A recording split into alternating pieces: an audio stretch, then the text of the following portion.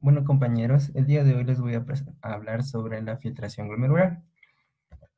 Al igual que la mayoría de los capilares glomerulares son relativamente impermeables a las proteínas, de manera que el líquido filtrado llamado filtrado glomerular carece prácticamente de proteínas y elementos celulares, incluidos los eritrocitos.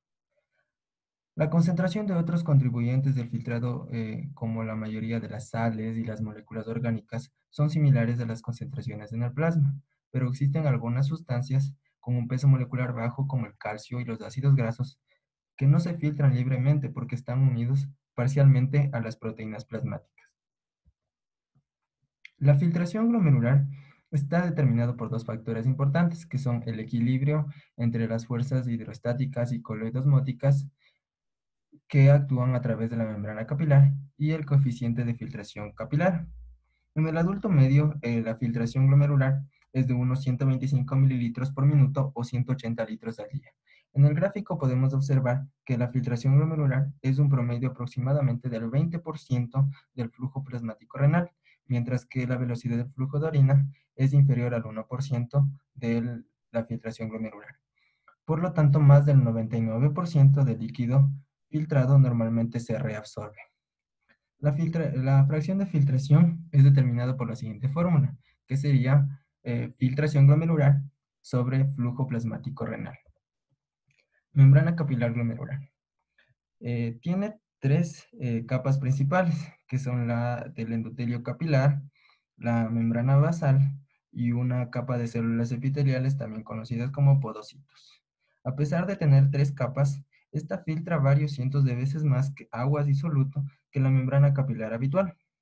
Esto se debe en parte a sus especiales características. El endotelio capilar está formado por cientos de pequeños agujeros, que son llamados fenestraciones. Aunque las fenestraciones son relativamente grandes, las proteínas endoteliales están dotadas de muchas cargas negativas fijas que dificultan el paso de las proteínas plasmáticas. La membrana basal consta de una red de colágeno y fibrillas de proteoglucanos que tienen grandes espacios a través de los cuales pueden filtrarse grandes cantidades de agua y soluto. La parte final de la membrana glomerular es una capa de células epiteliales que recubre la superficie externa del glomérulo. Estas células no son continuas, ya que tienen unas prolongaciones largas, como podemos ver aquí, que son llamadas podocitos, que rodean la superficie externa del capilar. Los podocitos están separados por espacios llamados poros en hendidura, a través de los cuales se mueve el filtrado glomerular.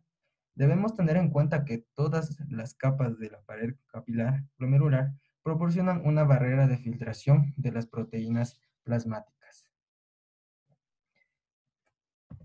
Capacidad de filtración de sustancias por los capilares glomerulares. A pesar de la elevada filtración, la barrera de filtración glomerular filtra de modo selectivo las moléculas basándose en su tamaño y en su carga eléctrica. Como podemos ver en la tabla, la capacidad de filtración de diferentes moléculas. Una capacidad de filtración de 1 significa que la sustancia se filtra tan libremente como el agua, y conformemente va bajando, su capacidad disminuye, de filtración disminuye. Básicamente podemos concluir que a medida que la masa molecular de la molécula se acerca a la de la albúmina, su capacidad de filtración se reduce rápidamente, acercándose a cero. Aquí tenemos algo interesante, ya que el diámetro molecular de la proteína plasmática albúmina es de unos 6 nanómetros, mientras que los poros de la membrana glomerular tienen unos 8 nanómetros, por lo que tranquilamente podría pasar. Sin embargo, la albúmina no se filtra por su carga negativa y la repulsión electrostática ejercida por las cargas negativas de los proteoglucanos de la pared capilar glomerular. Bueno, efectos del radio molecular y la carga eléctrica. Como podemos ver en la imagen, la carga eléctrica es afectada por la filtración en el glomérulo de dextranos con diferentes pesos moleculares. Los dextranos son polisacáridos que pueden fabricarse como moléculas neutras o con cargas positivas como dextranos policatiónicos o negativas como dextranos polianiónicos. En el eje Y, un valor de 1 significa que la sustancia se filtra tan libremente como el agua, mientras con 0 se indica que no se filtra. Con eso dicho, se puede ver que para cualquier radio molecular, Las moléculas con carga positiva se filtran con una mayor facilidad que las moléculas con carga negativa.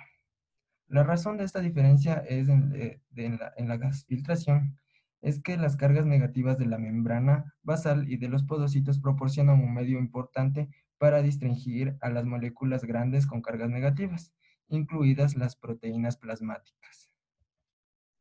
En ciertas nefropatías, las cargas negativas que hay sobre la membrana basal se pierden incluso antes de que haya cambios notables en el aspecto histológico del riñón. Este trastorno se denomina nefropatía por cambios mínimos. Como resultado de esta pérdida de carga negativa en la membrana basal, algunas de las proteínas de peso molecular bajo, en especial la albumina, se filtran y aparecen en la orina. Como podemos ver aquí tenemos un riñón sano sin albumina y aquí la albumina se ha filtrado. Esto es conocido como preturina o albuminuria. La nefropatía por cambios mínimos es más común en niños pequeños, pero también puede aparecer en adultos, sobre todo en los afectados por trastornos autoinmunitarios.